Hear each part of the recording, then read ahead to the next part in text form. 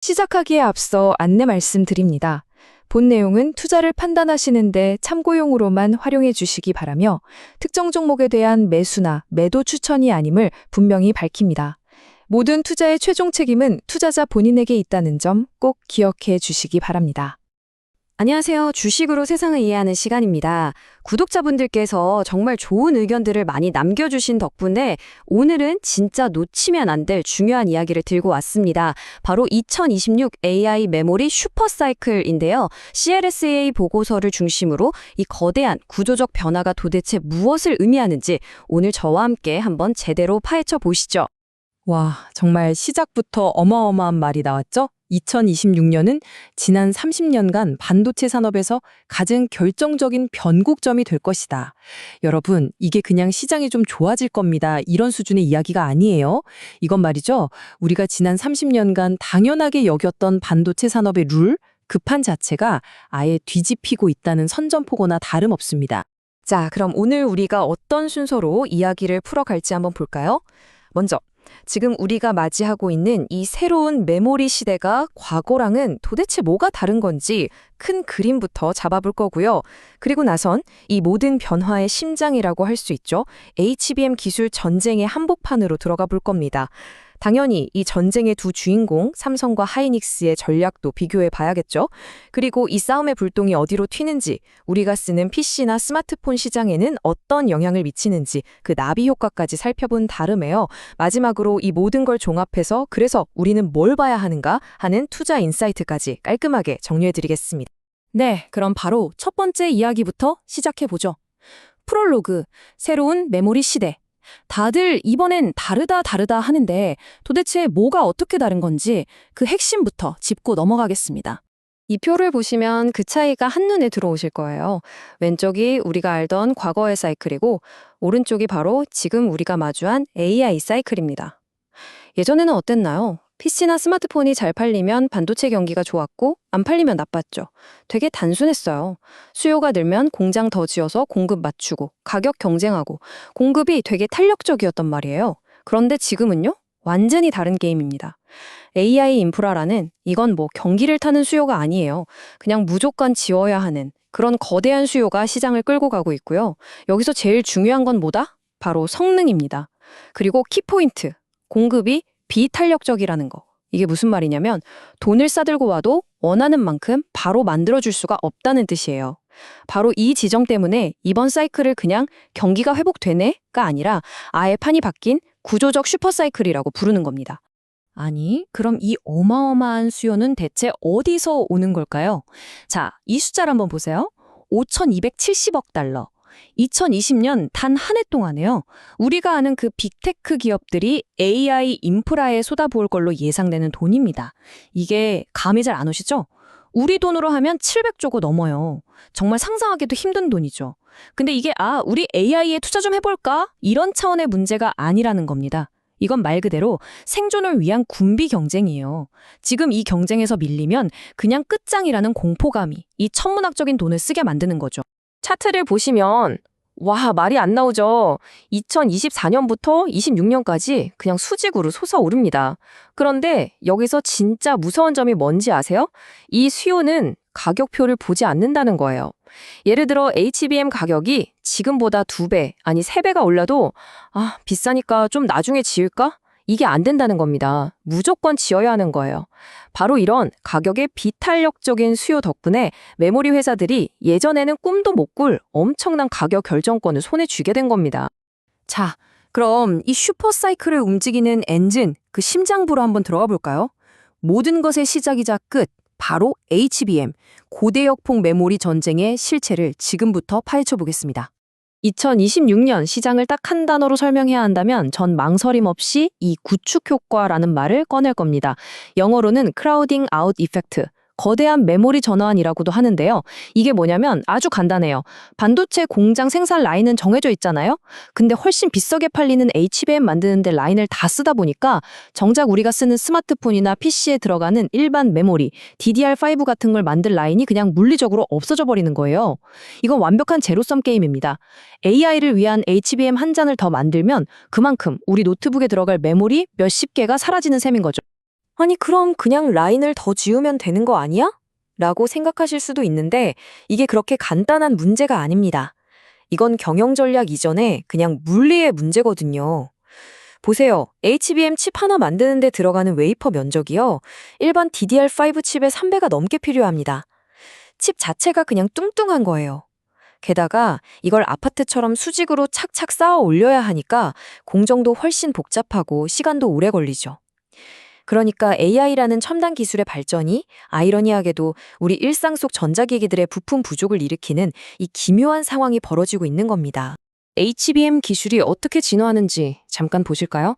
지금 주력인 HBM3에서 2026년에 주인공이 될 HBM4로 넘어가면서 바뀌는 핵심 딱 두 가지만 기억하시면 돼요. 첫째, 데이터가 다니는 길이 2배로 넓어집니다. 1024에서 2048로. 쉽게 말해 왕복 4차선 도로가 갑자기 8차선으로 뻥 뚫리는 거예요. 둘째, 이게 진짜 하이라이트인데요. HBM 칩 맨 밑바닥에 깔리는 일종의 컨트롤 타워 역할을 하는 베이스 다이라는 게 있어요. 이걸 예전에는 그냥 메모리 만드는 공정으로 만들었는데 이제는 5나노 같은 초미세 노직 공정, 즉 CPU 만드는 공정으로 만든다는 겁니다. 이게 무슨 뜻이겠어요? HBM이 이제 단순한 창고가 아니라 스스로 생각하고 계산하는 뇌의 일부를 갖게 된다는 뜻입니다. 엄청난 진화죠. 바로 이 HBM4를 누가 더 잘 만드느냐를 두고 두 거인의 전략이 정말 재밌게 갈립니다. 먼저 SK하이닉스는 동맹 전략이에요. 우리가 다 할 수 없어. 잘하는 사람이랑 힘을 합치자. 그래서 로직 공정의 신 TSMC랑 원팀을 꾸린 거죠. TSMC가 똑똑한 베이스 다이를 만들어주면 하이닉스는 자기들이 제일 잘하는 메모리 쌓기에만 집중하는 겁니다. 지금 엔비디아, TSMC, 하이닉스로 이어지는 이 삼각동맹이 시장의 표준처럼 굳어져 있죠. 반면에 삼성전자는 정반대입니다. 턴키 솔루션, 즉 우리가 처음부터 끝까지 다 해드립니다. 전략이죠. 메모리, 파운드리, 패키징까지 한 집에서 다 해결하는 거예요. 일종의 올인원 맷집인 셈이죠. 구글처럼 우리 입맛에 딱 맞는 맞춤형 HBM을 원하는 고객들한테는 이게 엄청 매력적일 수밖에 없어요. 어떠세요? 최고의 어벤져스 팀과 혼자서 모든 걸 다 해결하는 만능 히어로의 대결, 정말 흥미롭지 않나요? 자, 그럼 이 세 개의 대결, 그 주인공들의 전력을 조금 더 깊숙이 들여다볼 시간입니다. 삼성과 하이닉스, 과연 승자는 누가 될 것인가? 아니, 어쩌면 둘 다 승자가 되는 게임일 수도 있겠죠? 한번 그 속을 들여다보시죠. 일단 현재 챔피언은 단연 SK하이닉스죠. 대부분의 증권사 리포트들이 2026년에도 하이닉스가 HBM 시장의 절반 이상을 가져갈 걸로 보고 있어요. 근데 진짜 놀라운 건 이겁니다. 2026년 생산 물량이 이미 완판됐다는 거예요. 다 팔렸어요. 여러분, 이게 무슨 뜻인지 아세요? 2년 뒤에나 만들 물건인데 이미 살 사람이 다 줄 서서 계약금까지 내고 갔다는 겁니다. 앞으로 경기가 어떻게 되든 하이닉스는 그냥 정해진 돈을 벌기만 하면 되는 거예요. 엔비디아, TSMC와의 이 끈끈한 동맹은 여전히 막강한 힘을 발휘하고 있고요. 하지만 그럼 게임 끝났네 라고 생각하신다면 그건 너무 이른 판단입니다. 삼성전자 DS 부문장에 직접 전한 한마디. 고객들이 이런 말을 하더랍니다. 삼성 is back. 삼성이 돌아왔다. 이 한마디에 모든 게 담겨 있죠. 와신 상담 끝에 칼을 갈고 나타난 삼성의 반격이 이제 시작됐다는 신호탄입니다. 삼성의 비장의 무기, 그게 바로 이 턴키 어드밴티지입니다. 아까 말씀드린 올인원 맛집 기억나시죠? 메모리 코어 생산부터 자체 파운드리에서 만드는 최첨단 베이스 다이, 그리고 아이큐브라는 독자적인 패키징 기술까지 이 모든 걸 삼성이라는 한 공장 안에서 다 해결해버리는 거예요. 이러면 뭐가 좋을까요? 고객이 원하는 대로 커스터마이징 하기도 쉽고 중간에 문제가 생길 여지도 적고 시간도 단축되겠죠? 바로 이 지점에서 삼성의 진짜 힘이 폭발할 수 있는 겁니다. 물론 이 전쟁이 두 회사만의 싸움은 아닙니다. 마이크론도 정말 무서운 경쟁자죠. 마이크론의 필살기는 전성비, 즉 전력 효율성이에요. 경쟁사 제품보다 전기를 30%나 덜 먹는다고 주장하는데요. 여러분, 데이터 센터는 말 그대로 전기 먹는 하마입니다. 운영비의 절반 가까이가 전기료예요. 그런 곳에 전기료 30% 아껴드립니다 라고 하면 귀가 쫄깃하지 않겠어요? 마이크론도 이미 2026년 물량은 완판됐고 2등 다리를 차지하기 위해서 삼성과 정말 피 튀기는 싸움을 벌일 겁니다. 자, 지금까지는 AI 골드러시의 화려한 스포트라이트를 봤다면 이제는 그 빛이 만들어내는 짙은 그림자를 들여다볼 차례입니다.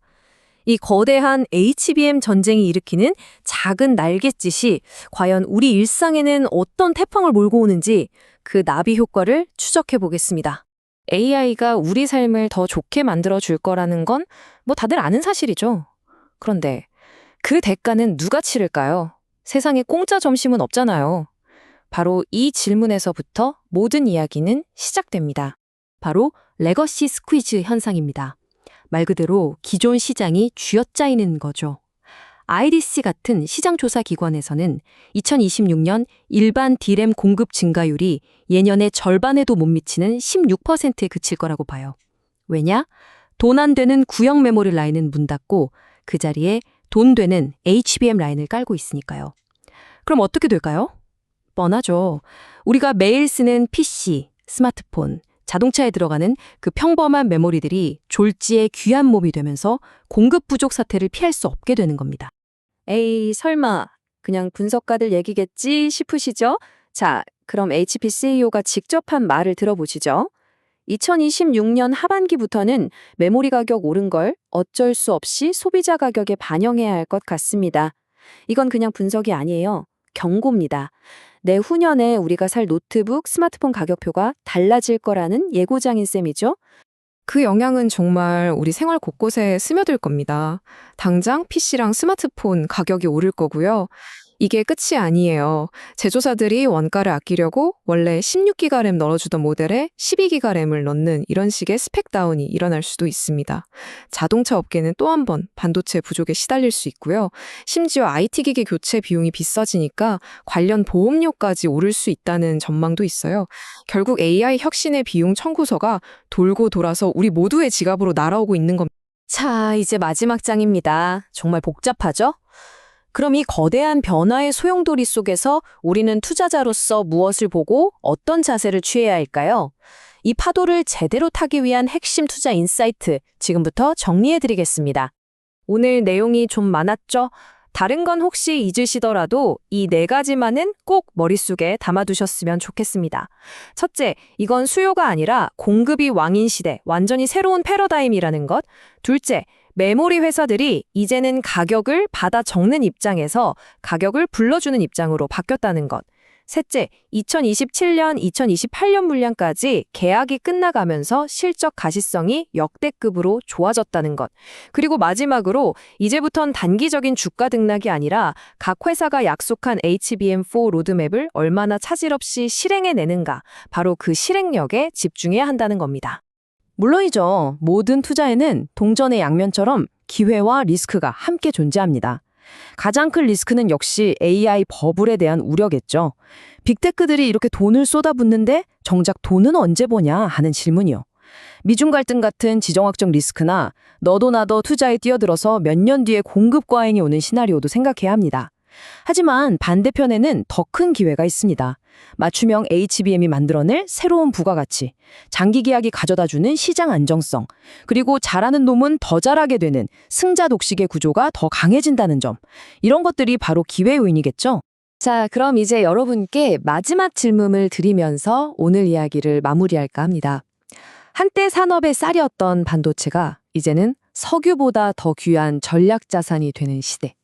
여러분의 포트폴리오는 과연 이 거대한 지각 변동을 맞이할 준비가 되어 있으신가요? 오늘 이야기가 이 거대한 변화의 흐름을 읽으시는데 조금이나마 도움이 되었으면 좋겠습니다.